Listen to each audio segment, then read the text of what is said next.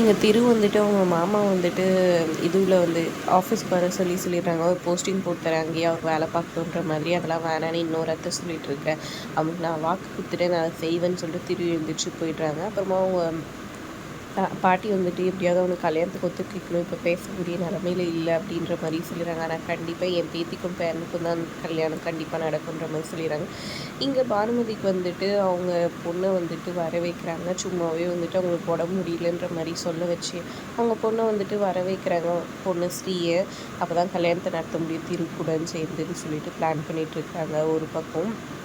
இன்னொரு பக்கம் இங்கே பார்த்திங்கன்னா நம்ம ஹீரோயினோட பாட்டி வந்துட்டு அவங்க பெரியம்மா கிட்ட பணத்தை கொடுக்குறாங்க.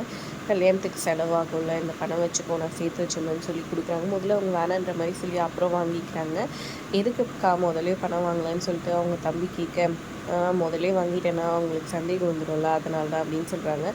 பத்திரிக்கையும் வந்துட்டு இவங்களுக்காக சும்மாவே வந்துட்டு அந்த பையனோட பேர் போட்டு அடுக்கி வச்சு எடுத்துகிட்டு வந்திருக்கேன் அப்படின்ற மாதிரி சொல்கிறாங்க. அவங்க தம்பி எடுத்துகிட்டு வர்றாரு. ஆனால் அவர் பார்த்தா 500 பத்திரிக்கை வந்துட்டு திருதும் லக்ஷ்மிதும் பேர் போட்டு எடுத்துகிட்டு வந்திருப்பாரு. அது மட்டும் இல்லாமல் ஃபோட்டோவும் போட்டு எடுத்துகிட்டு வந்திருப்பாரு. இதை பார்த்து டென்ஷன் ஆகி கோவமாக அந்த பத்திரிக்கையை பார்த்து தூக்கி விசிறடிச்சிடுறாரு.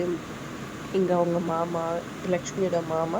ஒரு லக்ஷ்மி அதை எடுத்து பார்த்துட்டு அப்படியே சந்தோஷமாக பார்த்துட்ருக்காங்க. என்னாச்சு, எதுக்கு பத்திரிக்கை எப்படி தூக்கி போட்டுருக்கான் அப்படின்னு பாட்டி கேட்க, இல்லை அதில் ஏதோ தப்பாக இது பண்ணிட்டுருக்குறானா, டிசைன் சரியில்லையா, அதனால தான் கோவத்தில் இது பண்ணிட்டான்னு சொல்கிறாங்க. அதெல்லாம் ஒன்றும் இல்லை, சாமிக்கு நம்ம எடுத்து போய் படிச்சுட்டு வரலாம், நல்லா இருக்குன்னு சொல்லிட்டு பாட்டி பார்த்து சொல்லிடுறாங்க. அப்புறம் லக்ஷ்மி ரெடியாக சொல்கிறாங்க. லக்ஷ்மி பத்திரிக்கை போய் அவங்க அம்மா அந்த டைரி முன்னாடி வச்சு, அம்மா என்னை ஆசீர்வாதம் பண்ணுமா, கல்யாணம் நல்லபடியாக நடக்கும்னு சொல்லி வேண்டிக்கிறாங்க.